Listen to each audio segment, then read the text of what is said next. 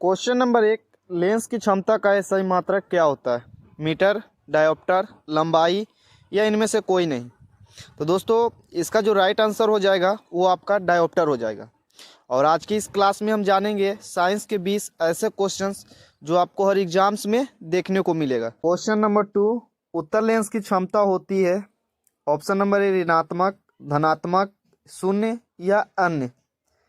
तो आपके पास समय है मात्र 5 सेकेंड। तो चलिए आप इसका जवाब जल्दी से कमेंट बॉक्स में दीजिए। तो उत्तर लेंस का जो क्षमता होता है वो धनात्मक होता है, option number B. Question number 3 आपसे कह रहा है कि निम्नलिखित में से कौन सा ऐसा पदार्थ है जो लेंस के लिए प्रयुक्त नहीं किया जा सकता है? आपका ऑप्शन है जल, मिट्टी, प्लास्टिक, कांच। तो इसका जो राइट आंसर हो जाएगा वो मिट्टी हो जाएगा। मिट्टी एक ऐसा पदार्थ है जो आपको लेंस के लिए प्रयुक्त नहीं किया जा सकता है। नेक्स्ट क्वेश्चन, क्वेश्चन नंबर 4, समतल दर्पण द्वारा बना प्रतिबिंब कैसा होता है? क्या वास्तविक होता है, काल्पनिक होता है या उल्टा होता है या इनमें से कोई नहीं? तो इसका जो राइट आंसर हो जाएगा वो आपका काल्पनिक होता है। आपसे पूछे समतल दर्पण द्वारा बना प्रतिबिंब कैसा होता है तो काल्पनिक होता है। नेक्स्ट क्वेश्चन, रडार में किस प्रकार की तरंगे होती है? विद्युत तरंगे, विद्युत चुंबकीय तरंगे, ध्वनि तरंगे या सभी? ये आपकी एग्जाम की दृष्टि से बहुत ही इंपॉर्टेंट क्वेश्चन है, तो आप इसको नोट्स कर लीजिएगा कि रडार में कौन सी तरंगे होती है। तो इसका जो राइट आंसर है ऑप्शन नंबर बी, विद्युत चुंबकीय तरंगे। Question number 6, plaster of Paris किससे प्राप्त किया जाता है? सोडियम बाइकार्बोनेट से, जिप्सम से, यूरिया से या कार्बन से? अगर आप लोग इस क्वेश्चन का आंसर जानते हैं तो कमेंट बॉक्स में जरूर बताइएगा। तो चलिए जानते हैं कि प्लास्टर ऑफ पेरिस किससे प्राप्त होता है। तो वो हमारा जिप्सम से प्राप्त होता है। क्वेश्चन नंबर 7, रिचर स्केल किसे मापने में प्रयोग किया जाता है? भूकंप की तीव्रता, वायु की गति, समुद्र की गहराई, शरीर की ताप। तो इसका जो राइट आंसर हो जाएगा आपका भूकंप की तीव्रता। रिचर स्केल जो है उसका उपयोग हम लोग भूकंप की तीव्रता को मापने में किया जाता है। तो चलिए क्वेश्चन नंबर 8 की तरफ। क्वेश्चन नंबर 8, वस्तु से छोटा प्रतिबिंब किस दर्पण में बनता है?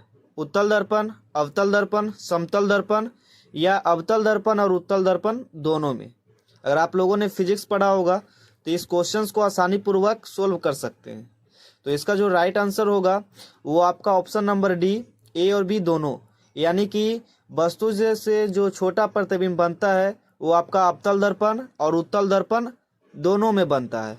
तो आप लोग इस क्वेश्चंस को समझ गए होंगे। तो चलिए नेक्स्ट क्वेश्चन की तरफ। क्वेश्चन नंबर 9, निम्न में कौन परवल अम्लीय है?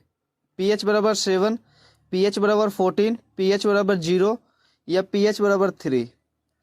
तो इसका जो राइट आंसर हो जाएगा वो आपका pH बराबर 0, ऑप्शन नंबर सी। तो सबसे पहले हम जान ले कि परवल अम्लीय किसे कहते हैं, इसका डिफिनेशन क्या होता है। तो परवल अम्लीय हम उसे कहते हैं जो अम्ल जल में पूर्णतः घुलनशील हो जाते हैं, उन्हें हम परवल अम्लीय कहते हैं। तो चलिए नेक्स्ट क्वेश्चन की तरफ। किसी अभिक्रिया में भाग लेने वाले पदार्थ क्या कहलाते हैं? प्रतिफल, अवकारक, अभिकारक, ऑक्सीकारक। तो आप लोग इसका आंसर कमेंट बॉक्स में ज़रूर बताइएगा। और इसका जो राइट आंसर है वो आपका अभिकारक, ऑप्शन नंबर सी। तो चलिए क्वेश्चन नंबर 11 की तरफ।